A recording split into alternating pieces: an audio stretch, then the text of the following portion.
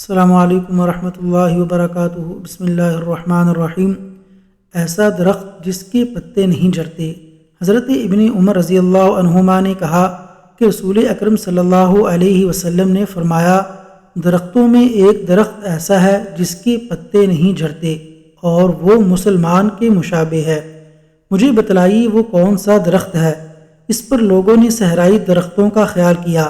حضرت عبداللہ بن عمر رضی اللہ عنہ نے کہا، میرے دل میں آیا کہ وہ کھجور کا درخت ہے، لیکن بزرگوں سے مجھے شرم آئی۔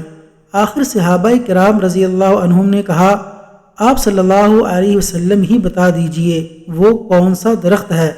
تو آپ صلی اللہ علیہ وسلم نے فرمایا، وہ کھجور کا درخت ہے۔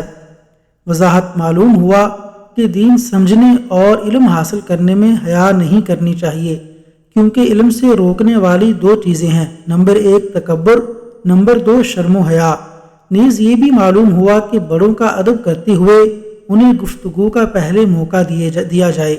نبی کریم صلی اللہ علیہ وسلم نے فرمایا، اللہ تبارک و تعالیٰ کو جس کی بھلائی منظور ہوتی ہے اس کو دین کی سمجھ عطا فرما دیتے ہیں، اور میں تو صرف تقسیم کرنے والا ہوں، دینے والا تو اللہ تعالیٰ ہی ہے، اور یہ امت ہمیشہ اللہ تعالیٰ کے حکم پر قائم رہے گی، دشمنوں سے اس کو کچھ نقصان نہ پہنچے گا، یہاں تک کہ اللہ تعالیٰ کا حکم یعنی قیامت آ جائے گی۔